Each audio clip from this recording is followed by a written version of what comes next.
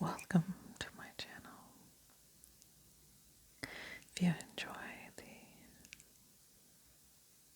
ghost story, dark, mysterious, creepy, then you have come to the right place. Wear headphones to get the full effect. Today's video is about some of the haunted castles of Great Britain. Let's get started. The first castle is Windsor Castle. Windsor Castle, built in the 11th century, has been christened by psychic researchers as the Grand Central Station for the ghosts of English royalty. Princess Margaret confided in friends that she had encounters with the ghost of Queen Elizabeth I, who died in 1603, and Charles I, who was beheaded in 1649. King George III, England's monarch at the time of the American Revolution, tragically went mad during his reign and has often been cited in the castle library. He appears to be studying ancient volumes, perhaps to determine the reason for his spells. He is said to mutter, what, over and over again. The Monster of Glamis. Princess Margaret was born in a haunted castle that has its own grotesque monster in residence. While the British Isles can boast of many spectral visitants, Glamis Castle is the only one that can claim an indestructible flesh and blood monster that resides in a hidden mystery room.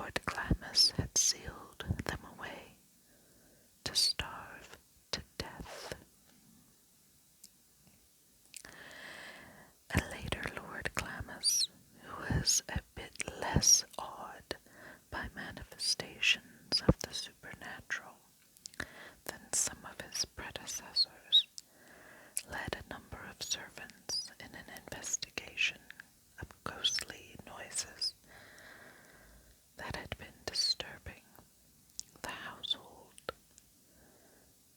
They managed to trace the spectral sounds to a large room in an unused portion of the castle.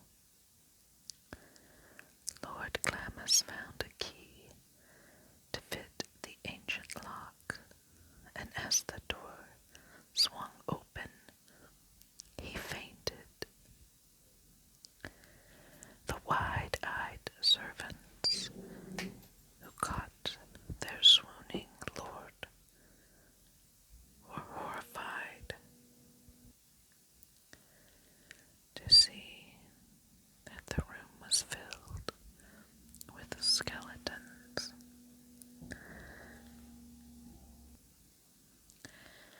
From the position of the skeletal frames, it was easy to determine that they had died gnawing one another's flesh. But back to the monster.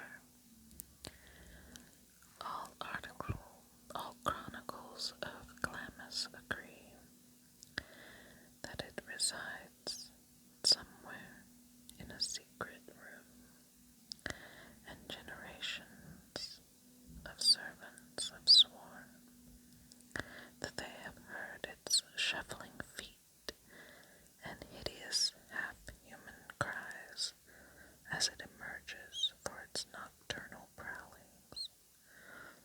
According to Augustus Hare, who visited the castle in 1877, a ghastly chamber that is deep within the walls hides a secret transmitted from the 14th century, which is always known to 3 persons. When one of the 3 die, the survivors are compelled by a terrible oath to elect a successor. In his famous book, Demonology and Witchcraft, Sir Walter Scott also wrote about the ritual of the select 3 that have to hide their terrible secret. Scott wrote that the only people who knew the location of the hidden room were the Earl, his steward, and, upon coming of age, the heir. According to legend, the monster is a Lord Glamis who received the brunt of a family curse while in his mother's womb. The curse dictated that he be born half-human monster who should live in the misshapen form for all eternity. When the child was delivered, it was found to be a grotesque monstrosity, and the brutish baby was hidden away by his father in a secret room. For centuries, 3 people have been selected to care and look after for the monster. A persistent legend tells of one Lady Glamis who is determined to discover the location of the secret room and view the monster for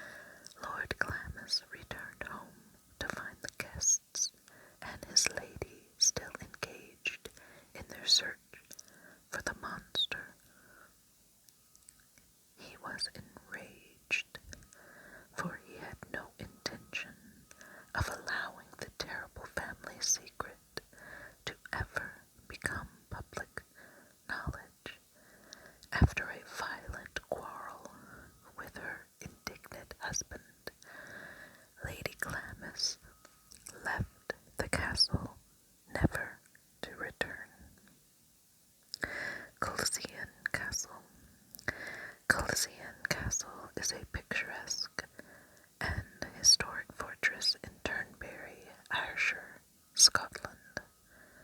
Today, much of its colourful past has been forgotten, and it is commonly referred to as Ike's Castle, because former U.S. President Dwight D. Eisenhower was given a lavishly furnished apartment in the castle as a tribute to his leadership of the Allied armies in World War II. Visitors and staff often mention ghostly encounters with a beautiful dark-haired girl in an evening dress who approaches them in an empty corridor. Mrs. Harriet Howard, an American tourist, told of a meeting she had had with the girl in Glamis Castle. She remembered that the ghost greeted her with the words, "It rains today." Howard nodded in reply, assuming that the beautiful girl must be some kind of hostess guide for the castle.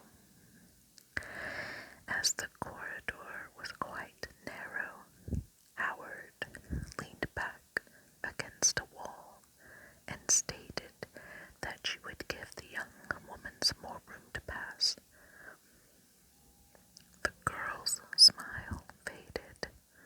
"I do not require any room nowadays," she said wistfully.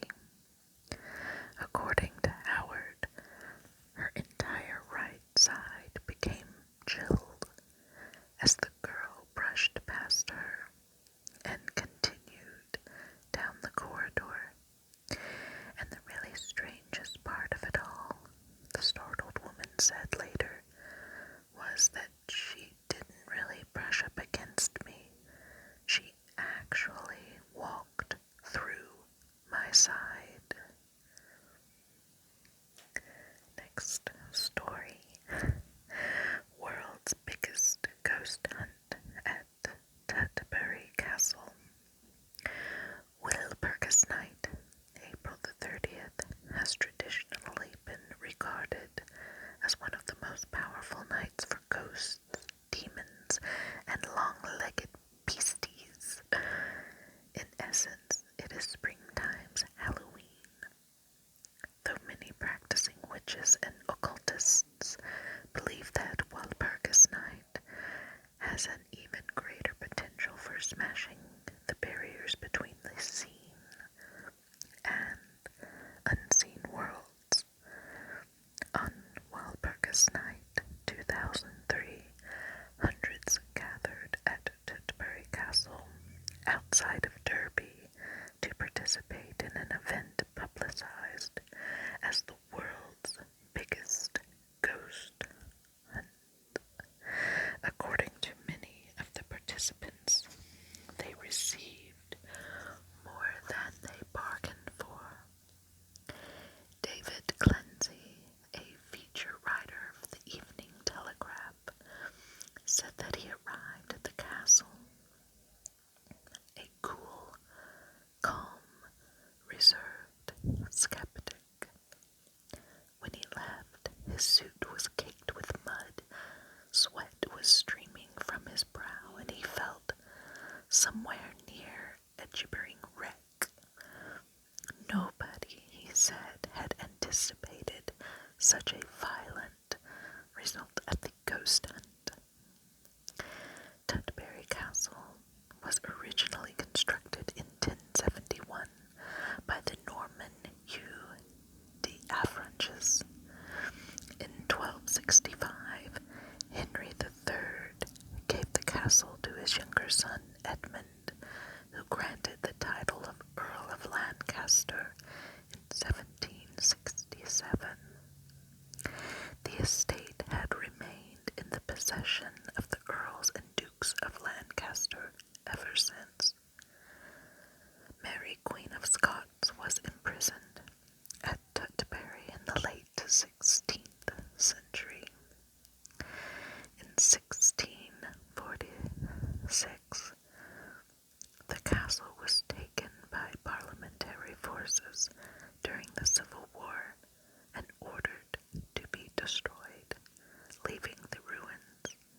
exist today. The King's Chamber, where Charles I took shelter to avoid the Roundhead forces, is considered the most haunted area of the castle. Ghosts frequently reported include a monk, a baby, a drummer boy, and a grey lady. Management of the castle grounds have closed portions of the ruins, including the King's Chamber, because in recent years they have had so many visitors and ghost hunters faint as they enter the room. The spirits within are quite aggressive and have been known to push, slap, and touch people. Lindsay said that although his skeptical mind tried to focus on having only rational thoughts as he entered the King's Chamber, it was hard to do after he saw a husky bouncer from Derby run from the cold, dank place. The man later told Lindsay that he had felt a tapping on his shoulder that began to burn. It had left him feeling powerless and terrified. The big man admitted that he had burst into tears. He had felt so frightened. And when he had run out into the light and pulled back his collar, there was a long, three-pronged claw mark on his neck that was still bleeding. The team of 4 medics stationed at Uttleberry Castle said that the bouncer's wounds were the most serious they dealt with that night. Most of the first aid was directed toward the people who fainted and swooned.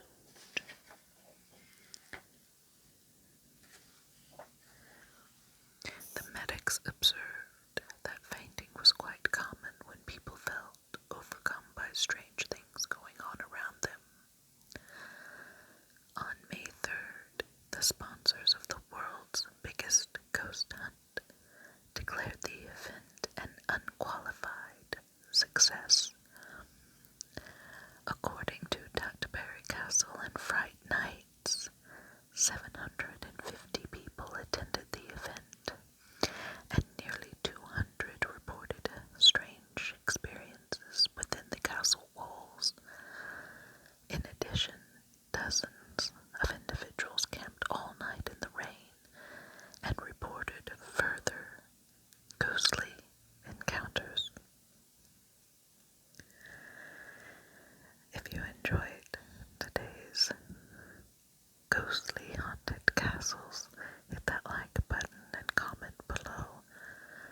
Have you ever experienced a ghost in a castle?